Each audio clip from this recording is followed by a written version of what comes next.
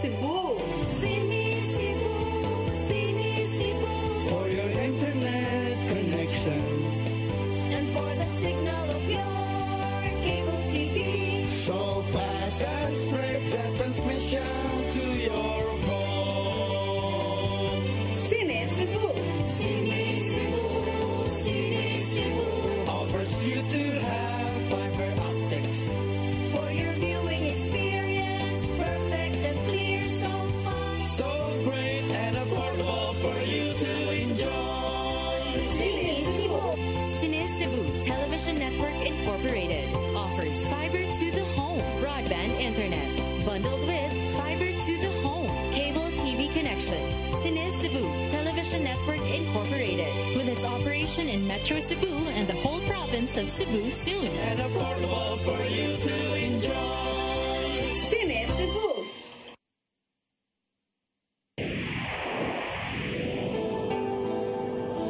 Usa ka pagtuo,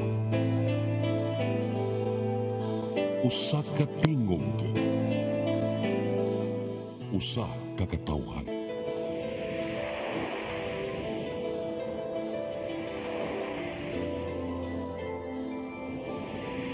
Cebu Catholic Television Network.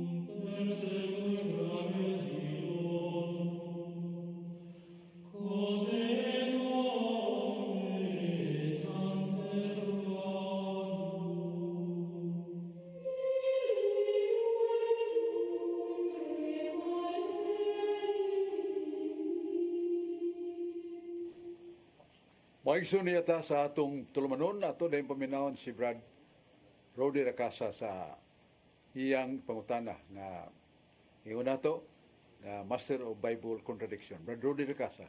Salamat Bradsok o maayong hapon sa tanang ginato nga televiewers hutog sa mabot ni Maong Sibya na binagida sa Barangay Ermita, Carbon Market, Cebu City. Nila ni Gloria Abanto, Winnie Miro o ni Genesis Veronica and Mary Racasa. Karon Bradsok, ang kasulatan Bradsok sa Job 1:12. The Lord said to Satan, everything he has earned is in your power, but you must not hurt Job himself. So Satan left. Giingnan sa Ginoo si Satanas, tugutan ko ikaw pagbuhat kutob sa imong mahimo ngadto sa tanan nga anak kaniya, apan ayaw hilabti si Job. Busa milakaw si Satanas ug wala niya hilabti si Job. Sa Salmos 14:3, God said, they have all gone wrong. They are all equally bad. Not one of them does what is right.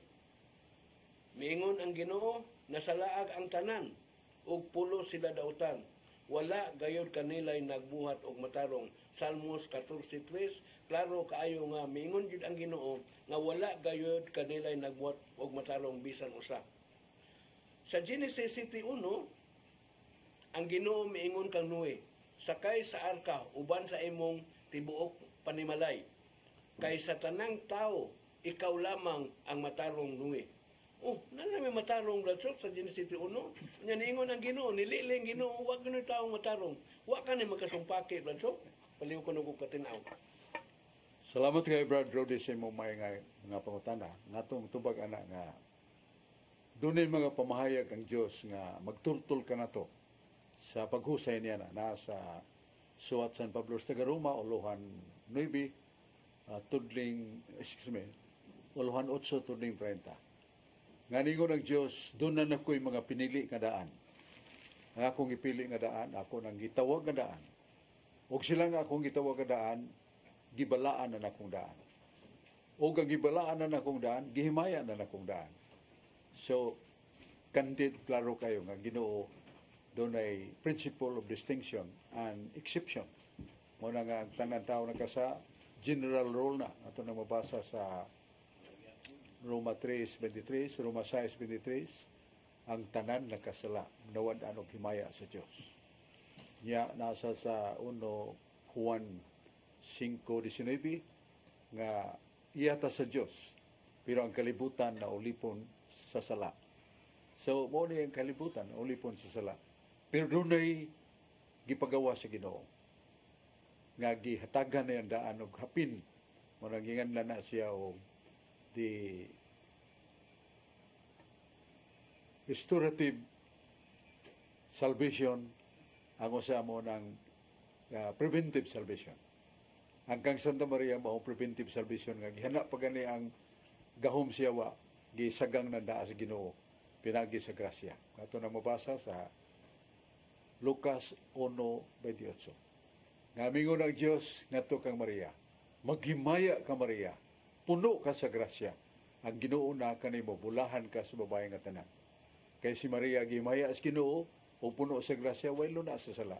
So that is the principle of God to choose the somewhat exception of the rule ang kang mahal nga Birhen Maria. Ug sa tawo nga matarong nga mo gisgutan ni Rode si Noe. Pero really nasama sa kaputli ni Maria nga gikan sa pagpanamkon sa daana wa sa isa. Waya to na paminaw sa Brad John Porca. Salamat Batsok og mayong hapon sa tanang maabot nining maong Sibya nga gupong taga Batsok nag-ingon nga sugatan. Ang Iglesia Katolika moingon mo nga tinungkod ni Kristo. Pero sa mga sakop dinhi labi ang daghan na mga kasala. Suma sa 2 Corinto 6 unsa may tinawan ni Batsok? Klaro na sa Ginoo na sa Jeremias 7:26. Nganingon ang Diyos, diha sa akong katawhan, daghang makasasala. So, nagyon, daghang makasasala. Pero, giablihan sa Ginoo ang usa ka kamatuoran, na sa Isaias 7:35, 38. Nganingon ang Diyos nga, ang dalan nga mong iglesia, mao ang gamanan sa pagkabalaan. What you pasabot nga, the church is a factory of sainthood nga ang simbahan mo'y gamanan sa mga balaan. Mo sa tungod kay ang simbahan gamanan sa mga pagkabalaan, gikan sa pagkamakasasala. So, daghan ang mga balaan, daghan ang maluwas. Mabasa na to sa Pinadayag 7:9.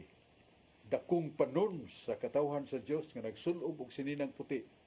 Sila maong mga naluwas ug kini sila daghan sama sa basa dagat nga di maihap. So kita nato nga Ginoo do nagigahom sa pagbuntog sa kadautan. Maya atong taga-dayon si Brad si Torrefil, George Torrefil. Salamat Brasok, may hapon kanimo niya, may hapon ka natong tanan, labi na sa atong mga televiewers nga kanunay nga nagsunod na itong programa o sa mga online viewers sa FB. Sa FB mayong paglantaw ka natong tanan. Ako po na Brasok, ako mapasok kadi ako na ning Pinadayag 3 Brasok, Pinadayag 3 City hatod sa Nuibi. Nga nag-ingon diri katong obispo bitaw sa Philadelphia Brasok nga nag-ingon nga isulat kini alang sa obispo sa Philadelphia. Ini ang mensahe nga giingon sa balaan ug matuod ang nagkupot sa yawi ni David. So gitawag sila sa balaan ba so balaan ug matuod nga nagkupot sa yawi ni David. Sa Isaias 22:21-22 si Eliakim gitawag siya amahan kay gitagaan sa yawi siya makasira way makaapli. Nya sa Mateo 16:18-19 si San Pedro gitagaan po sa yawi. Nya ang katong taga yawi pagkatawag po sa amahan. Sa Italy papa o pope. Karon Brasok sa Pinadayag Brasok City hatod sa Nuibi kining obispo Brasok gitawag sa balaan niya kining balaan sa English holy niya holy niya ang kini sa Brasok kay gitawag man siya og amahan pud kay naa sa yawi ang pagkatagag yawi pagkatawag sa amahan kun papa sa Italy. So buot ba tong ipasabot Brasok nga kini siya masabot sa nato nga matawag sila sa holy pope kay balaan man matuod ug nagkupot sa yawi ni David nya ang pagkatagaag yawi pagkatawag tawgon sa papa o amahan nya huli kay balaan man so huli po so mo na basok nga kining obispo basok kung atong sumadahon matawag po na siya huli po nga ikaduhang punto sa akong pangutana basok kay naa man siya yawi o authority si San Pedro dunay yawi iya magiton over ato ni Linus o ngadto sa mga sumusunod so ang pangutana ni anay basok kinsa ka puy gitugyanan sa yawi aning obispo sa Philadelphia kay kining iyang yawi naa man gitagaan sa yawi niya nagi nagsunod ani nga iyang gitagaan og yawi kun authority ang pangutana kinsa ka ni basok daghang salamat basok.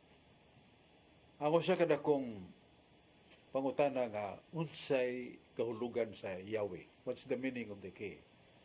Muna nga atong mabasa sa Lucas 11:32, gipaybatas Ginoo nga nasuwat sa Lucas 11:52 nga ang Yahweh nagahulugan og kahibalo, divine knowledge, kaalam, divine wisdom. So, mo ni ang ihatag sa Ginoo nga Yahweh. Kay San Pedro mo may mangu sa katawhan sa Dios. Nga kinahanglan nga siya isip sandayong sa grasya ug kaalam mo sulob kaniya ang kaalam ug ang kinaadman.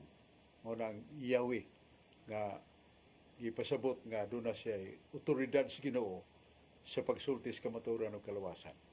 Yan na sa buhat 11 Diyos nga to son si day panon sa mga tao nga nangita kinsang tawhana ang mutudlo kanamo sa pulong sa kalawasan mo na mga tao yang ila na katagbo anghel usa ka anghel ug ang anghel mingon ipakuha si Pedro o Simon Pedro gikan sa Hopi usa ka dapit pakuha ug kun naa na siya kining tawhana mutudlo kaninyo sa mga pulong sa kalawasan. Si Pedro, mo gigitudlo nga dunay Yahweh sa kaalam, kagihatag sa Dios. Although mabasa nato sa walaang pulong sa 1 Juan 4:20, naghisgot sa church, nga ang simbahan, tungod kay gipuy-an sa Espiritu Santo, magatudlo ni siya og matuod ug matarong, dili baka. So, di mo do ang simbahan. Fully na otoridad. Pero ang yatagan yon og otoridad sa pagdumala ang Pangulo. Pangulo nga si Kristo, di makita pero naa sa simbahan, ulo sa simbahan, o ang Santo Papa. Kung mo pronounce ang Santo Papa o dogma regarding faith and moral, he is somewhat sinless. Dili siya makahimo og kasaypanan. Dili siya makasakay o kasama ng Santo Papa. Dili siya mahimong infallible, dili masayop. So, mao na ang Santo Papa, dili masayop, pero sa pagkangan nga tao, pareha na ito makasaasan. Dili, the word sinless here, meaning dili siya masayop. Ginganlan na simbahan og infallibility. Mao na nga ito katubag sa mga tanang, nga naagin na sa Pangulo, dili lang sa ordinaryo nga tao. Kunya ito mapinahon si Brother Alan tanggapan. Salamat Badsok, may hapon yung tanan. Sabi nga akong pamilya, mga tanggapan family. Dili lang ko magdugay mag-istorya Badsok. May tungod sa balaan, kasulatan, mao atong mabasa sa Noah Webster Bible. Job 29:3, when his candle shine upon my head, and when by his light I walk through the darkness. Ug sa mabasa gapon sa King James Version Job 18:6, the light shall be the dark, and tabernacle and candle shall put in on him. Og sa Matthew 5:15, ang mga tao dili usab magdagko sa suga aron ibutang kini ilawom sa gantangan kundi ibabaw sa tungtunganan. Akong pangutana bro, kini bang kandila sa Katoliko binilhon ba makatabang ba kanato buhi ug kalan nga panahong pagdagkot dahil daghan na kay lain-laing kulor matod pa sa bang mga laing religion. Paliho ko no tubag ani ko. Sa 2 Kronikas 13:11, giingon nga kita nagadagkot og suga sa kandelabro nga mao'y timaan o panumdum nato sa pagpahinumdum kanato sa atong mga gibuhaton responsibilidad nga wa nato matuman. So doon ay meaning ang kandol. That's the reminder niya in the clear and candid way, that is the Word of God. Kaya ang Word of God mo maginian, yan lang na to mo, dandaan ka na to sa kamatuuran sa Diyos. Sa Salmo 119:11, sa akong kasing-kasing o Diyos, gitipigan ko ang imong mga pulong. Aron dili ako makasala, bato kanimo. So ang pong sa Ginoo kahayag nga muiwag ka na to sa katarong sa kinabuhi. And the light, symbol of that is the candle lighted. Na mo tultul ka na to sa pinumdum ka na to sa atong katungdanan. Ug sa San Juan 5:39, ningon si Jesus nga nagtuon ka mo sa mga laang kasulatan. Kay kamo nahibaw nga dias kasulatan, dunay kinabuhing walay katapusan. Ug kini ang kasulatan magpamatuod kanako. Mara nga si San Hieronimo ningon, to be ignorant to the Scripture is to be ignorant to Christ. Kung wa tay kabangkaagan sa Biblia, wa sa tay kabangkaagan ni Kristo. Unya mao na nga ang pulong sa Dios gi pinumduman ta San Juan 3:34. Nganingon si Jesus, kadtong mga pinialan ako, magasulti sa pulong sa Diyos. Nya San Mateo 22:29, daghan na nga sayop ng mga tao. Kay nalimtan nila, o giwakli nila ang gahom sa kasulatan. Para nga, ang kasulatan, muna ingin lang o very necessary partners of the Bible and the Word of God. Kining duha ka magkauban gini siya ang simbahan ug ang pulong sa Dios. Dili kay simbahan lang nasa ang pulong sa Dios. Ang pulong sa Dios kinahanglan sa simbahan. Kay mo may interpreter of the Word of God, the church. So mo na nga may nang pagkutanan ni mo Brad Alan Tagapan. Mo na the candle reflects the light and the light is the Word of God. So mo na siya magisigot ganing light, it means the Word of God or Christ Himself, the light. I am the light. Niya, niya pamatay sumpay ni Brad George Surpil. Salamat, Basok. Salamat pag-usap niya. Hando sa kuspakutan na, Basok. Kini bitaw na sa Salmo 90, Basok, versikulo 2, nga nag-ingon dito ang pala kasulatan nga ang Diyos walay sinugdan o walay katapusan. Pero diri sa pinadayag 1:8, Basok, niingon naman siya po, Basok, nga ako ang sinugdan, ako ang katapusan. Umingon tag ako ang sinugdan sa to pa sa lain nga hugba dito, ako ang nauna, ako po ang naulahi. So ang kining nauna mao man ang sinugdanan. So kay ang katong katapusan sa to pa usa man di ba, so umingon nga ang Dios way sinugdan niya karon naa lagi sinugdanan kaya katong naguna sa linya bitaw ang naguna siya may nagsugod sa to pa siya ang sinugdanan. Nya usa magi kuan ni ba, so paliw ko sa ni ba, so kay ningon nga ang Dios way sinugdan way katapusan niya karon naa lagi sinugdan siya ang sinugdan kay siya may nagunda. So siya sinugdan, so paliw ko patinawan ni ba, so salamat. Mora nga usa ka dakong taghaga nga Salmos 90 versikulo 2 nga wa pa ganing kalangitan, wa pang bukid, wa pang tanang mga butang. Ako mauna matud pa si Dios kay ako way sinugdan, ako way katapusan. So that is the nature of God. Eternal. Eternal means no beginning and no end. Yang ano man ganingon man si Kristo nga ako ang Alpha ug Omega. Ako ang sinugdan o ang katapusan. Sa Old Testament, sa Isaias, ningon sa si Yahweh, ang Diyos samahan, ako ang sinugdan, ako ang katapusan. Sabton ba nga ang Diyos doon ay sinugdan? Ug doon ay katapusan, nga masumpaki siya, gisulti nga, wa pa ganing langit o gigyuta, ako mauna, kaya ako, way sinugdan, ako ay katapusan. Wa na magkasumpaki. Ang buta ng Alpha ug Omega, ang sinugdan o katapusan, Alpha o Omega, mga litra na nga beginning and end of the Greek word. Pero ang sa putana nga ang Dios mo'y sinugdan sa tanan nga mga binuhat o katapusan sa tanan nga binuhat. Kaya sa Jeremias 32:17, ikaw o Diyos mao ang magbubuhat sa tanang mga butang. Way mga butang nga doon ay sinugdan kung dili magagikan kanimo. ang tanan nga mga butang nga maayo nakita sa Ginoo ning Ginoo maayo nga akong tanang gibuhat. Na sa Genesis 1:30. Sa ito pa may tungod kini sa mga binuhat mga butang libot nato apil na mga planetas. Gikan na sa Diyos siya sinugdan. Pero siya mismo way sinugdan kay di mo na magkasumpaki o di siya mamakakagino na sa Proverbio 8:7. Ngayon ang Ginoo, kung doon ako'y mga pulong, timan tinuod og kamaturan way bakak nga akong napamulong. O sa way bakak, ana, ang pagingon nga, akong sinugdan ug akong katapusan, dili per se, not the being, not the ontological being as God, wa siya sinugdan ug katapusan. Pero kiningtan ng mga binuhat, diha magsugod niya, po sa siya sinugdan, diha saan matapos. Tungod kay, doon na may mga butang nga, dili saan matapos. Nga tong spiritual soul. Pero ikamatay na to, matod pa si Ecclesiastes 12:7, ang lawas, kay gikas sa bug, balik sa yuta.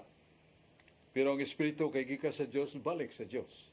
O ganang atong espiritu, wala katapusan. Nasa 2 Corinto 4:18. Ang mga butang nga makita, doon ay katapusan. Pero ang butang nga di makita, wala katapusan. Juan 4:24, ang Diyos espiritu. Kaalam Kapitulo 1, versikulo 12, ang espiritu sa Diyos, dili mamatay. So, ang Diyos, a spirit, way sinugdanan at way katapusan. Ang atong kalag ka espiritu man, doon ay sinugdan, kay gibuhat sa Ginoo, pero way katapusan. Because spirit is endless. Muna nga, ang atong espiritu, kay atong kalag, espiritu maoro ba na, wa na siya ay katapusan. Murag malangit na, way katapusan niyang kalipay. Kung may impyerno na, way katapusan ang kasakitan dito sa impyerno. Kaya nga itong kalag, dili man mamatay sa kahimtang nga mahanaw. Sa 8:20 sa Ezekiel, nga ang makasasala, mamatay. Kay sila nahimulag man sa Diyos. Abot pasabot ang namatay ang makasasala, abot pasabot nahamuwag na siya sa Diyos nga maong tinubdan sa kinabuhi. Pero ang kalag mismo, kumo espiritu, dili na siya mahanaw. Mao na nga, wa na magkasumpaki. Atong tagdon si Brad Tanggapan, pasig doon na pa'y... Upamamusin niya sa technician. Kita pala yun. May tungod kani pa sa misaka sa Branso. Ato kani mabasa Juan 20 ngadto 17. Si Jesus mingon kani, ayaw na ako pagkupti, wala pa ako masaka ngadto samahan. Apan adto ako kamo sa kaigsuonan ug suginli. Ako mangutana Branso. Kinsa bay atuon ni ngadto? Ano ko pasabot ako? Sa punta na bro? Si Jesus may niya, ayaw ako pagkupti, wala pa ko makaato sa mga. Kantong pagkapanahon na ni Jesus, si Maria Magdalena, gustong mo hangop niya, yaw kuki ka pa. No limit and jury. Muna title sa libro ni Rizal. No limit and jury. Touch me not. Kaya naman, kaya pa ko makasakas langit. O pa ko makaato sa akong amahan. Yan ang winning pahikap lagi siya, Tomas. Wala, si Tomas ingon nga, di gay ko kahikap sa uwat sa imong samad, di ko kahikap sa uwat si mong kilid, di ko matoo. Mo nag-iingon ni Jesus, hikap ako. Huwag nahikap man ni Tomas yan, uwat sa kaman ni sa kamot ni Jesus. Ingon si Tomas, Ginoo ko, Diyos ko. So gila na niya si Kristo nga, Ginoo yun, o Diyos niya. Mo na nga nagpahikap na si Jesus nga, wapamasal siya masaka ito. Niya si Magdalena, bilibaran malagi. Ayaw ko gikapa kayo pa kung makato sa akong amahan. Yan, pahikap palagi siya Tomas. Upamasya kanto samahan. Muna pangutana ni mo nga magalilibog. Libog yun. Mara ang tubag na in the culture of the Jewish greeting and also the welcoming of arrival. Kung ang usa ka pamilya nga Hudiyo, niya ang anak mo gikan na, naay panamilit nga gakus. Basa na sa Tobias, kaya ang iyang anak nga mubiya man, mupadong na sa ragis, o gigakos sa inahan o gamahan. Mautong nga lang panamilit. Pero kanang gikan na, Paggikan na niya, hangpon na sa siya, ang kasagaran na murag pasalamat, mangluhod ang welcome o mugakos sa liog. Nasa na buhat sa mga apostoles. Yawa, magpahikap si Jesus kay, upang siya magkasakas langit. With that very touch nga, ang mo hangop, mo luhod niya mo gakos sa liog. So, doon ay meaning ang ilang tanjire, ilang touching. Kanang mo gika na, o kana siyang mo abot na. So, doon na sila culture nga ipakita nila ang mainiton nga pagbati. Kay mo gika na magkadong, guul kay mi, pero ilang gakos. Goodwill and waiting for your return. Pag-return na, doon na sila yung gakos. Mananingos Kristo, ayaw kong hikapa. Kaya wa pa magkumkasakas langit. So, sabot na, that kind of gesture that you would apply to me, don't do it. Because I have not yet gone to my Father. So, marang meaning, the culture. Meaning culture. Yeah, salamat na sa atong mga kauban niya, si Brad John Polka, si Brad Rudy Recasa, si Brad Dennis Abarquez, nga kuyog nato, o niyasan si Brad George Torrepil, o si Brad Alan Tanggapan, nga nitampog yun ang mga pangutana. Yeah, Merry Christmas. Pero kanang Merry Christmas na to, dili na nagpaabot nga pagkatao ni Kristo. Pag sa ulog na to, sa pagkatao ni Kristo, dili kay natao na si Kristo. Pag-usab. O matao na pag-usab. Dili, kung dili, kita yung matao pag-usab. Manang naa sa 1 Juan 3:9, sa diha nga ang tao naa na sa Ginoo, puyong Ginoo, bag-o na kang tao, anak ka sa Dios, o dili na ka makasa. Mao na ang tumbas na unta atong buhaton, agi pagpasalamat sa bata nga na tao. Kanihatag siyang kinabuhi, tibuka kinabuhi, niya hangtod nga kitapos niya sa pagpasaylo sa itong mga sa pinagis sa masakit nga kamatayon o yan dugo na kapasaylos ng mga sa tumbas ta niya na sa nga ito ikatumbas niya ng Pasko mo nga katong gisulti sa 1 Juan 3:9 nga bag-o na kang tao, anak na ka sa Diyos, dili na ka makasa, kaya ko naa kanimo. Pero kasaam lagi yapon. Nga naman, gisikara naman atong Ginoo. Pinagig pagpakasa, muna musudo sa nangyawa. Muna kinanglan nga, steady yun, ay ginag hinginling Ginoo nga naani mo.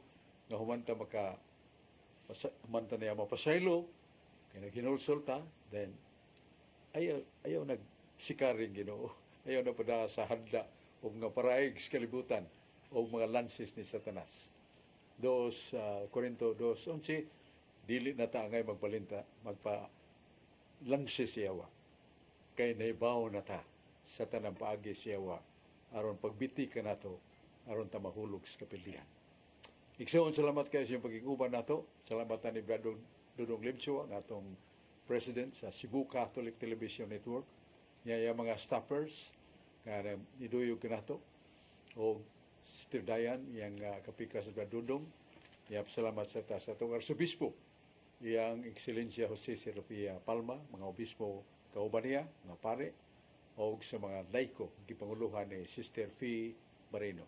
Salamat. Ang Diyos magapanalangin ka nato. Tagbuta po ng atong tulumanon, katinawan sa pagtuong Katoliko.